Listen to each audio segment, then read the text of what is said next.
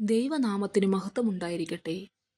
വലിയ നോമ്പിൻ്റെ 20-ാം ദിവസം ഇന്നത്തേക്ക് സഫിയായി നിശ്ചയിച്ചിരിക്കുന്ന വേദഭാഗം വിശുദ്ധ മത്തായി എഴുതിയ സുവിശേഷം 5-ാം അധ്യായം 38 മുതൽ 48 വരെയുള്ള വാക്യങ്ങൾ. ഇന്നത്തെ നോമ്പ് ധ്യാനത്തിൻ്റെ ചിന്താവിഷയം പങ്കിടലിൻ്റെ നോമ്പനുഭവം.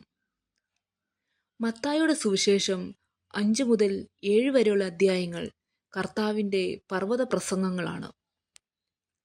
ഈ വേദഭാഗത്തെ സംബന്ധിച്ച് വെല്ലുവിളി നിറഞ്ഞതും പലപ്പോഴും തെറ്റിദ്ധരിക്കപ്പെട്ടതുമായ ഒരു ഭാഗത്തേക്ക് നാം ആഴ്ന്നിറങ്ങുന്നു.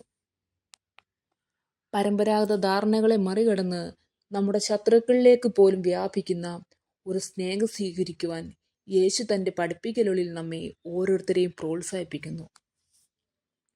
ഈ വേദഭാഗത്തിൽ കണ്ണിന് പകരം കണ്ണും പല്ലിന് പകരം പല്ലും എന്ന് പരിചിതമായ തത്വം പരാമർശിച്ചുകൊണ്ടാണ് യേശു ആരംഭിക്കുന്നത്. പഴയ നിയമത്തിൽ പരാമർശിച്ച ഈ നിയമത്വം ചില ചിന്തകൾ പരിമിതപ്പെടുത്തുവാനും നീതി ഉറപ്പാക്കുവാനും ലക്ഷ്യമിട്ടുകൊണ്ടാണ്. എന്നിരുന്നാലും യേശു അത് വെറുതെ തള്ളിക്കളയുന്നില്ല. അവൻ അതിനെ മറികടന്നുകൊണ്ട് ചില കൽപ്പനകൾ വാഗ്ദാനം ചെയ്യുന്നു. 1. നിങ്ങളുടെ ശത്രുക്കളെ സ്നേഹിപ്പിൻ. 2. നിങ്ങളെ ഉപദ്രവിക്കുന്നവർക്ക് വേണ്ടി പ്രാർത്ഥിപ്പിൻ.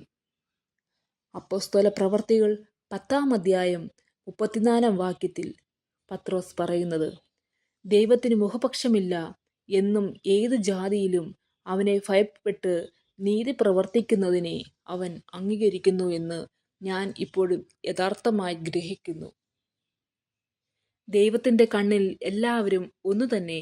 അതാണ് ഈ വേദഭാഗത്ത് അവൻ ദുഷ്ടന്മാരുടെ മേലും നല്ലവരുടെ മേലും തൻ്റെ സൂര്യനെ ഉദിപ്പിക്കുകയും നീതിമാന്മാരുടെ മേലും നീതികെട്ടവരുടെ മേലും മഴ പെയ്യുകയും ചെയ്യുന്നുവല്ലോ.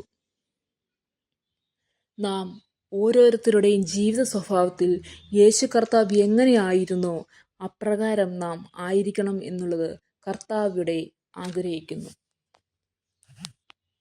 ഇന്ന് ധ്യാനിക്കുന്ന ഈ വേദഭാഗത്തിൽ നിന്നും നമ്മുടെ സ്വന്തം പക്ഷപാതങ്ങളെയും മുൻവിധികളെയും നേരിടുവാൻ ഇത് നമ്മെ പഠിപ്പിക്കുന്നു. നമ്മുടെ ബന്ധങ്ങളും ചുറ്റുപാടുകളും അതിനോടനുബന്ധിച്ച് നമ്മുടെ ലോകത്തെയും മാറ്റുവാൻ കഴിയുന്ന തരത്തിലുള്ള സ്നേഹത്തിലുള്ള ആഹ്വാനമാണിത്. ദൈവകൃപ കൊണ്ട് ഈ വചനങ്ങളെ നമ്മുടെ ഹൃദയങ്ങളിൽ സ്വീകരിച്ചുകൊണ്ട് മുന്നേറാം. ഇത് പരിശുദ്ധാത്മാവിൻ്റെ സഹായത്താൽ നമ്മുടെ ഹൃദയങ്ങളിൽ സ്നേഹത്തിൻ്റെ വിത്തുകൾ പാകുവാൻ നമുക്ക് ഓരോരുത്തർക്കും സാധിക്കട്ടെ എന്ന് പ്രാർത്ഥിച്ചുകൊണ്ട് ഈ ധ്യാനപ്രസംഗം ഇവിടെ അവസാനിപ്പിക്കുന്നു. ദൈവം നമ്മെ ഓരോരുത്തരെയും അനുഗ്രഹിക്കട്ടെ. ആമേൻ.